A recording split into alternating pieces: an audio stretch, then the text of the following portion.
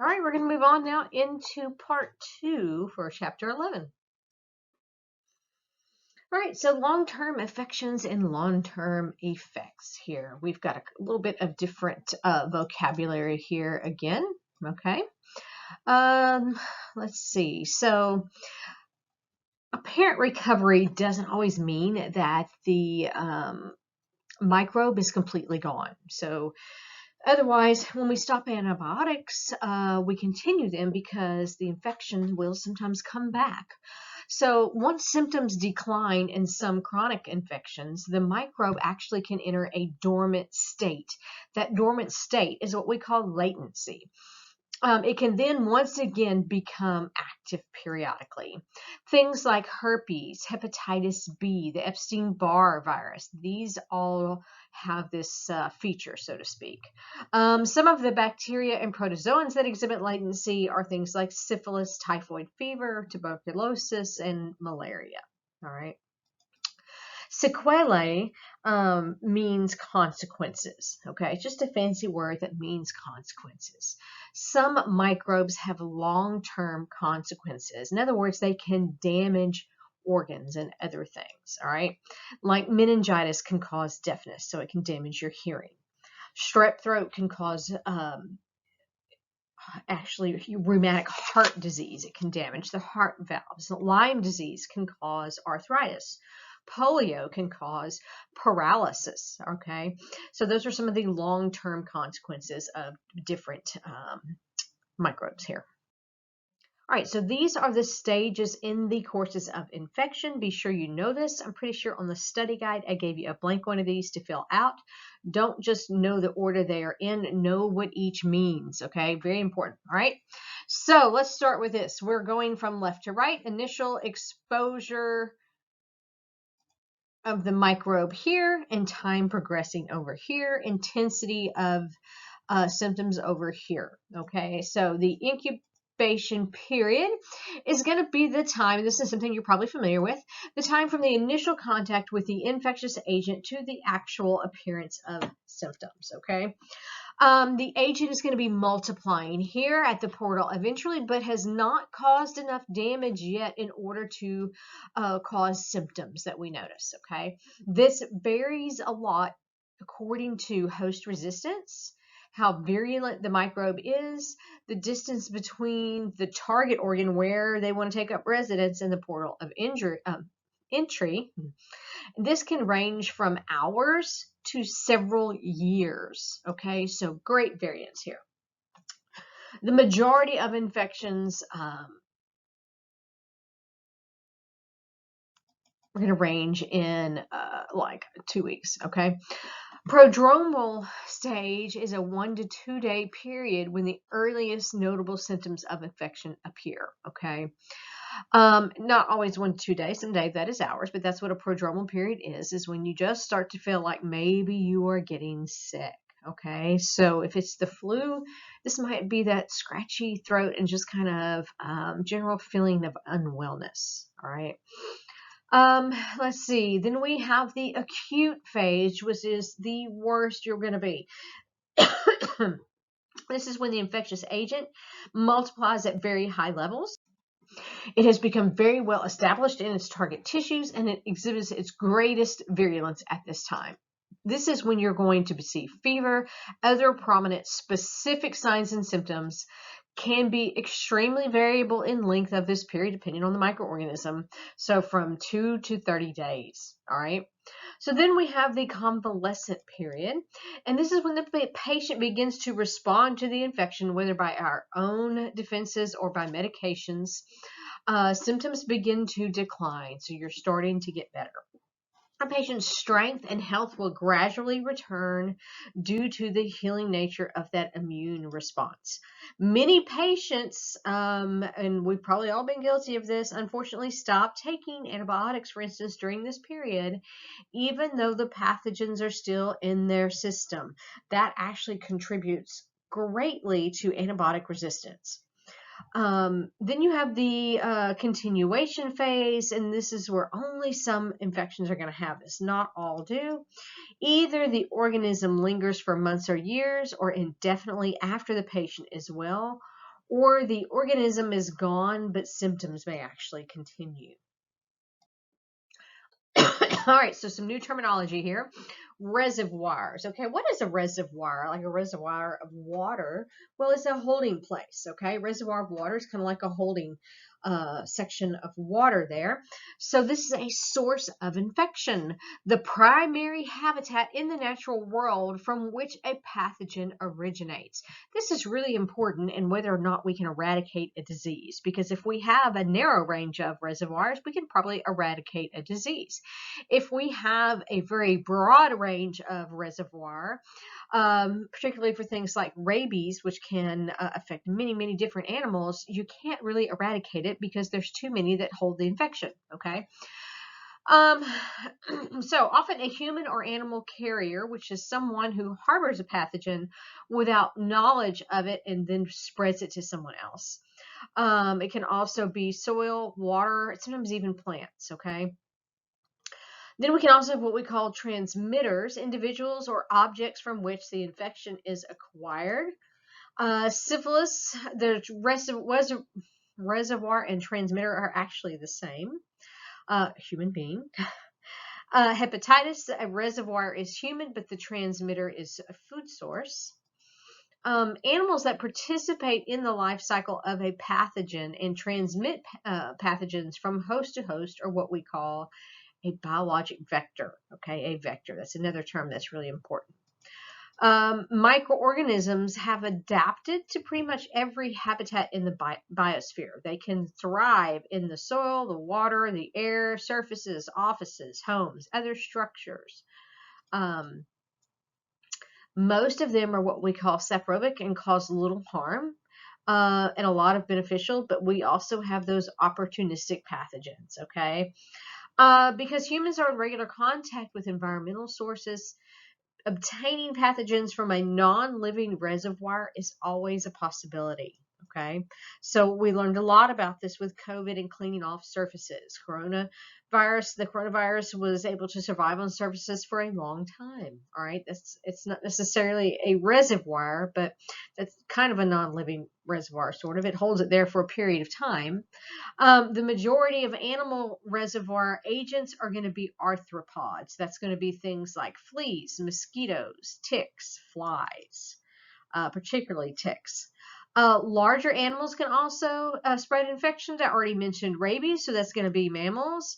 Birds hold on to things like psittacosis. Lizards are actually help to transmit salmonellosis. So we said a biological vector, we have two different types of vectors here. A biological vector actively participates in a pathogen's life cycle, and it serves as a site in which it can multiply or complete its life cycle. A mechanical vector carries the microbe more or less accidentally on its body parts. So let's say a fly lands on feces and then goes and lands on a piece of food. That would be an example of a mechanical type vector. All right, so a little more on carriers. Several situations can actually produce a carrier state. This table is a really good description here of various carrier states and gives examples of each. Asymptomatic carriers are infected but don't show any symptoms of the disease. A really good example of this is Typhoid Mary. Typhoid Mary was an asymptomatic carrier. She was a cook, and we know that she infected about 53 people at least with typhoid fever because she had no symptoms. She had a very hard time believing that she was actually making people sick. And so she would go to work for a family and live with the family and cook for them. And then, after a short period of time, the entire family would get terribly sick. And it got to the point where this woman, they tried to tell her that it was her, and she didn't understand how, because she wasn't sick. She would change her name to get a new job. She would move out of state to go find a new job, and she was trying to support herself, I'm sure. But she infected many, many people. I don't have the numbers off the top of my head, but she is responsible for killing many and infecting a whole lot more. Some we have documented numbers, but they estimate it's much more than what we have documented. Okay. So anyway, let's see. Examples for asymptomatic carriers besides typhoid Mary are gonorrhea and genital herpes, where there are no visible lesions. You can have an incubating carrier that is infected but doesn't show any symptoms of the disease. An example here is mononucleosis. All right. Convalescent carriers are recuperating patients without symptoms. So they are still shedding microbes and they can actually give the infection to others. An example of this is hepatitis A. Chronic carriers are those who have the infectious agent for a long period of time after recovery because of the fact that the particular infectious agent undergoes latency. So examples are things like TB, okay? Typhoid fever can also be latent, all right? Passive carriers are medical and dental examples are medical and dental personnel who have to constantly handle patient materials that are heavily contaminated with patient secretions. Like blood, and they're at risk of picking up pathogens mechanically and accidentally transferring them to other patients, causing various health-related infections. So this is why our aseptic techniques are so vitally important. So zoonotic diseases, these are infectious agents that normally reside in animals but can be transmissible to humans and vice versa. So we believe that coronavirus actually was a zoonotic disease that started in bats and has spread to humans, okay? These make up about 70% of all of new emerging diseases worldwide, things like Ebola that can start in bats and then move on. It's impossible to eradicate these without also eradicating the animal reservoir. So this is a problem. Humans are what we call a dead-end host, so they don't normally contribute to the natural persistence of the microbe, but the animals do. So some zoonotic infections have multiple host involvement, meaning they need more than one host in part of their life cycle. This is things like malaria, all right? So they have really complex life cycles. So the spread of a zoonotic disease is, of course, going to be promoted by having a close interaction or association between humans and animals. So someone that is taking care of a bunch of dogs or a bunch of monkeys, for instance, in the case of some particular diseases, that type of thing. All right, more definitions here. Really important though. Communicable disease here. This is a disease in which the infected host can transmit the agent to another host, establish infection in that particular host. Infectious is sometimes used interchangeably with communicable, but that's not necessarily a precise, correct usage, all right? Contagious is a disease that is highly communicable, mostly through direct contact, okay? Things like influenza and measles that are highly contagious, all right? Hansen's disease, leprosy, this is only weakly communicable, all right? Non-communicable is an infectious disease that does not transmit through the infectious agent from one host to another. This is comprised of one person invaded by their own microbiota.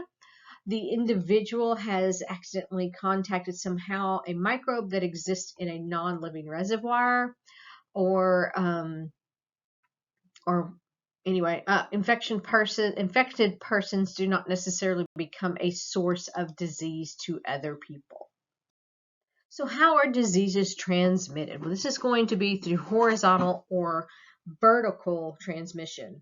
Horizontal is going to be spread through a population from one individual to another, so horizontally.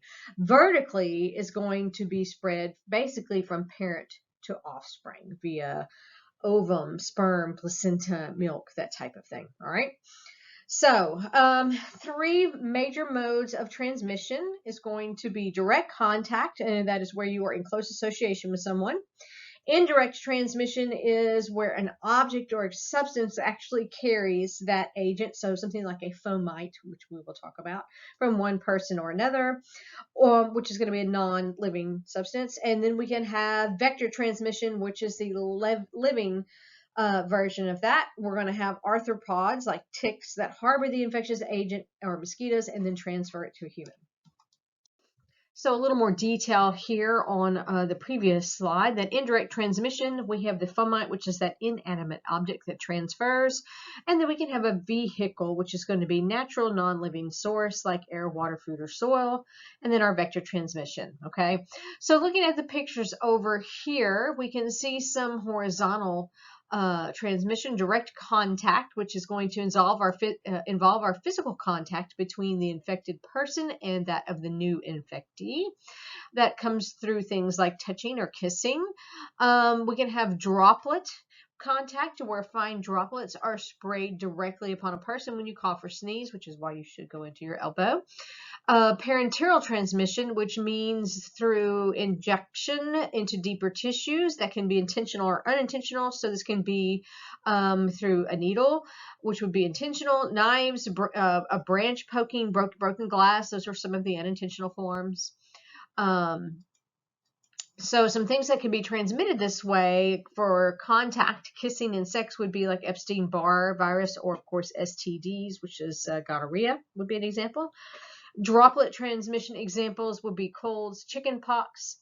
Indirect transmission, remember that's where the infectious agent must pass from the infected host to an intermediate conveyor, like a vehicle, and then go on to another host. Okay, so a little bit more complex there, where you can have food contaminated, the air, different types of things. So we've got our fomites that can harbor and transmit pathogens like doorknobs, telephone receivers, faucet handles, all types of things. And our vehicle are going to be the natural non-living material. Air, smaller particles can evaporate and remain in the air and be encountered by a new host. Aerosols, that's going to be a suspension of a fine dust or moisture particle in the air, that type of thing. Water. Some pathogens can survive a long period of time in water and then infect humans after they were deposited in the water.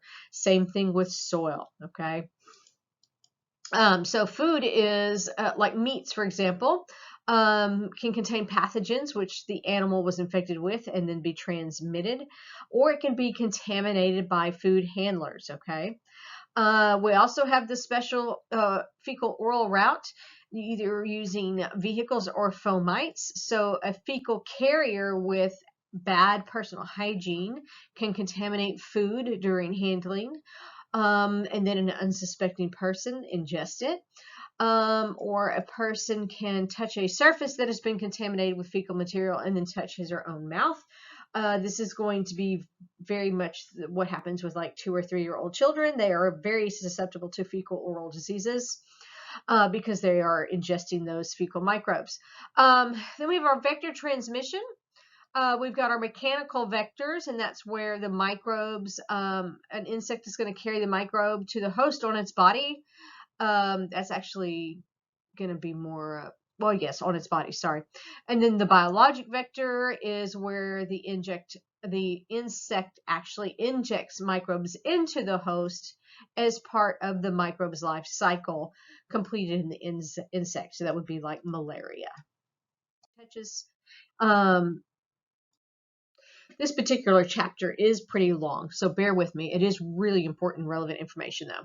So we've got health-associated infections or hospital-acquired infections, and these are really important to be aware of. So the most common healthcare-associated infections are listed here. These are going to be things like pneumonia, which is that got the highest percentage there, a type of GI illness, urinary tract infections, surgical site infections. The 5 most common pathogens in the hospital: C. diff, Clostridium difficile. This is a very severe GI infection. You'll see this a lot in long-term care facilities. Because you have residents there that are incontinent and you have people going from room to room, okay? And so they're there forever, not forever, but long term. So big problem there. Staphylococcus aureus, pneumonia, infections at the surgical site, bloodstream infections. Often you'll see Klebsiella species at surgical site infections, urinary tract or pneumonia. E. coli, you're going to find urinary tract infections or surgical site infections and bloodstream infections. Enterococcus can be surgical, urinary, or bloodstream as well. All right, now to Koch's postulates. These are really important. You're going to need to write down this list. I don't believe they're actually listed out in the textbook, but there are 4 of these that we're going to talk about. And this kind of highlights, this is actually kind of them listed here. They're kind of highlighted in bold, which is kind of handy here. You could kind of learn these bold terms. So this is used to determine the cause of a new disease in a lab. Okay, Koch was a scientist. He came up with these, and this was the first time we were able to say this particular microbe caused this particular disease and be absolutely certain of it. All right.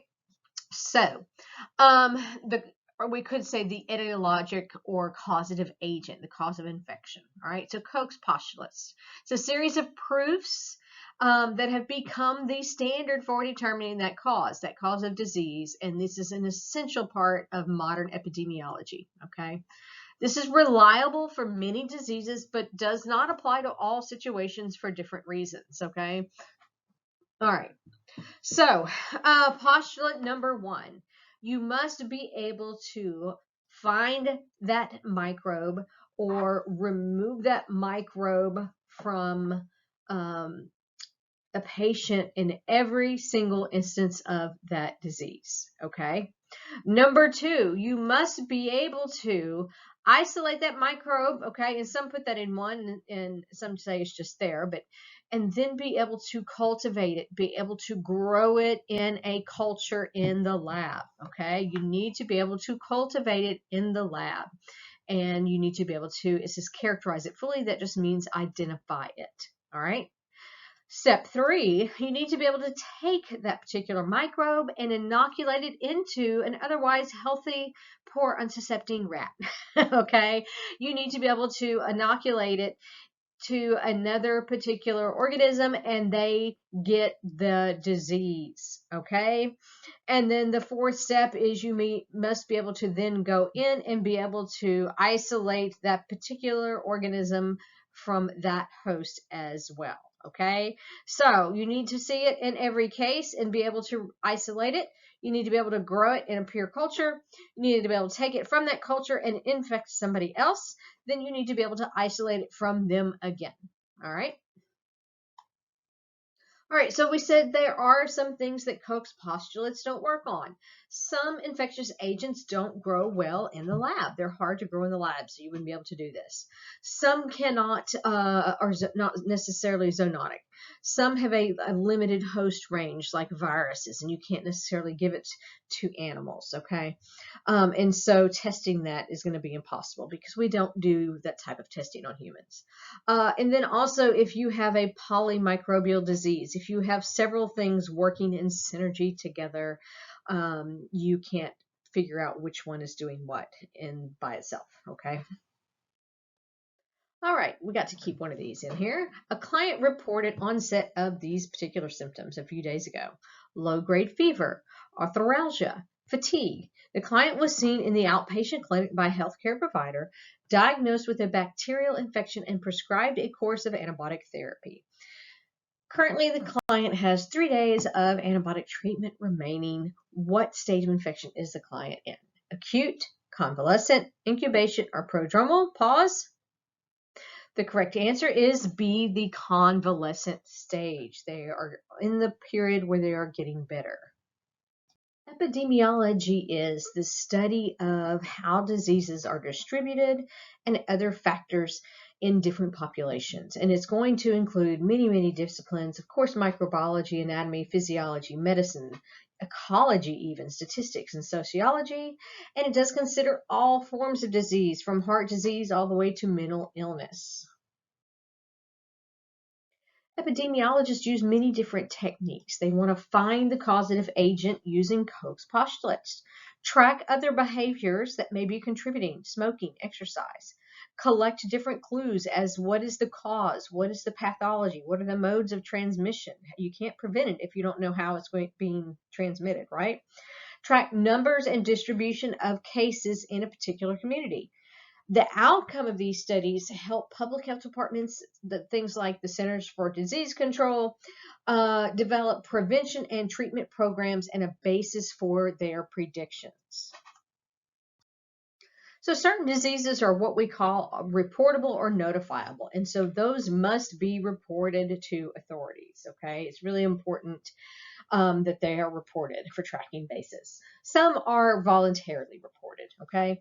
And so we have this vast network of individual agencies on the local level, state level, national, international levels even, like the World Health Organization, that is going to keep track of infectious diseases. And so sometimes this is a really important part of a job. We've seen lots of reporting for COVID-19 and being able to track this.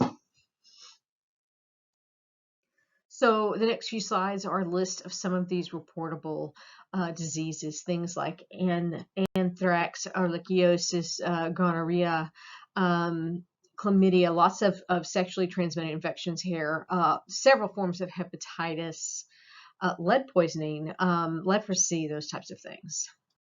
Here is the other half of the list here, and you'll see meningococcal disease, malaria, pertussis, plague, which is bubonic plague, polio. There is still polio out there in the world.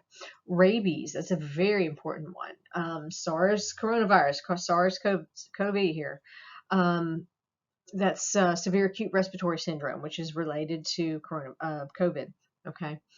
That was actually SARS-CoV-1, and now we have SARS-CoV-2. Shigella toxin, smallpox, tetanus, lots of things here. Oh, really important is going to be vancomycin resistant Staph aureus. You probably are familiar with methicillin resistant Staphylococcus aureus, which is antibiotic resistant staph. We also have vancomycin resistant, which is on the uprise. So it's really important to track. Well, what do we do with these things? Well, this is what I had to take statistics. I got my biology degree. We have to look at the numbers, and we have some ways that we categorize these. Prevalence, that is going to be the total number of cases in a population. This kind of gives us a given little snapshot here. This is the formula. You would take the total number of the population of the cases, divide it by the persons in the population. So just the percentage of the population that has this. So an example of this would be the prevalence of smoking among adults in the U.S. is currently 17%. Then we have the incidence, and that's the number of new cases of diseases in a population over a specific period of time compared to the healthy population. That's the incident rate, okay? And so the number of new cases in a time period divided by the total number of susceptible persons, okay? And they're saying it's normally reported per 100,000 people. So an example of this, the incidence of new Lyme disease cases in the U.S. in 2014 was 8.6 per 100,000. Changes in incidence and prevalence are followed over periods of time like seasons, yearly, and long-term basis, and that helps us to predict trends. For instance, which strain of influenza perhaps is coming out, so they know which one to use in the vaccine.